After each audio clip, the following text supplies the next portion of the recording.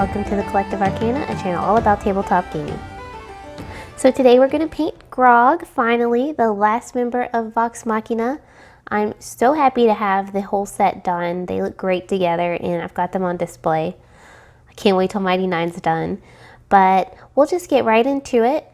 I didn't spend a lot of time on prep here because one, he didn't need it, and two, I've already done a couple of videos about that, so maybe check out the Percy video or the Keyleth video for some tips on prep. But he didn't have that many flash lines, so I won't spend any time on that. I just primered him with my regular primer, which I'll link below, and we're going to get right into it. So for the skin, you have some decisions to make. You can either go more blue, like they do in like the graphic novel and stuff, or you can do more of what we see in the original art and from Travis's cosplay from the intro, which is what I did. So I took a purpley gray and I mixed it with a lighter gray to lighten it up a little bit. And I did a fairly light color because I knew I was going to ink wash it with a dark color. I know you're supposed to work in layers and like build up the light color, but this is my method. Maybe it's wrong, but it works for me.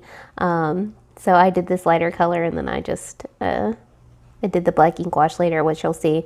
But I think it came out great. I mean, it's supposed to look like stone, and it kind of does. That's why I like that purpley color too. It looks more, I don't know, if you imagine, I talked about this in an older video, but if you imagine that he's got red blood under his stone skin, it would be kind of a purpley tone rather than blue, which is the real reason I didn't go with blue.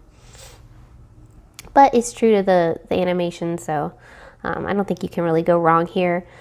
So I did also want to talk about the tattoos.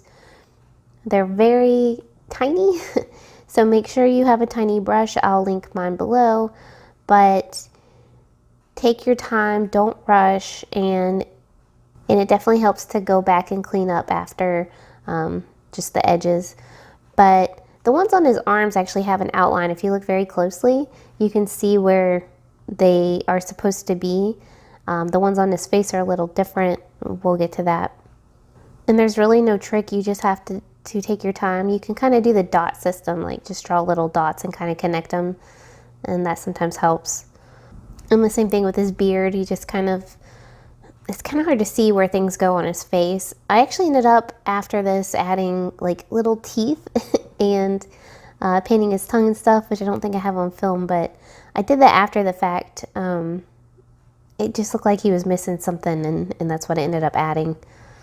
So for his face tattoos, I ended up pulling up the original art and his cosplay a few times. I just had it handy on my phone. And I looked at some fan art too, because, I mean, it kind of helps to see, you know, different interpretations.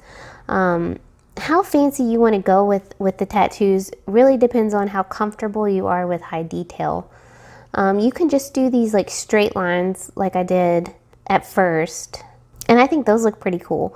I did end up going back and adding more. I wanted to add the tattoos around his eyes and stuff, and originally I wasn't going to do all that because I didn't want it to look messy and I wasn't sure if I could pull it off. But after I was done with him, I just felt like he needed more, so I ended up adding more. But you can just do these 3 lines really on the top, and that looks pretty cool too. I kind of did like a lightning bolt shape. It's not really clear. They're not outlined like the ones on his arm, so it's a little bit harder to tell like where you're supposed to put them. So it kind of gives you the opportunity to freehand and get a little crazy with it. I would say this was the hardest part. Freehanding is probably not my forte. We actually have a character in our game. I did his mini, and his character has tattoos too, but I used a marker, like a very fine-tipped marker to put those on, so that's something else you could do. That worked out really great actually. So next I just wanted to make sure to mention to go through and highlight the highest parts of the muscles, and you can even deepen the shadows too. You really want that contrast because he's so muscly, and you want to show that, and the more contrast you do, the more it's going to pop. So here I just laid down the colors, and I wanted to break up the browns. So I used a different shade of brown for each brown part. if you do it all one color, it just kind of looks a little boring, I think. So I always like to do that red brown for leather. And then the cloth around his waist I just assumed was like hide, like animal hide, so I did that kind of tan. And then his boots and legs I did with a darker brown, but they are different browns. I do want to mention his gloves.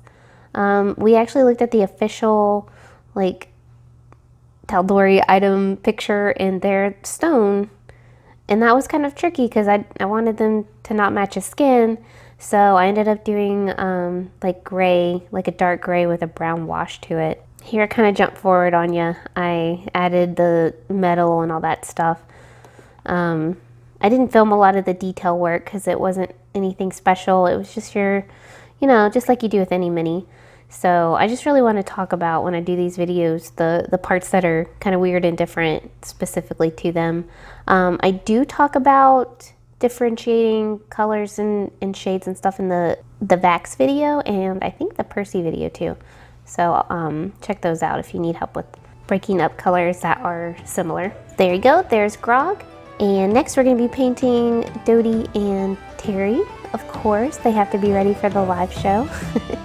So once they're done, Vox Machina will really be complete. Thank you so much for watching. Please don't forget to like and subscribe, and we'll see you next time.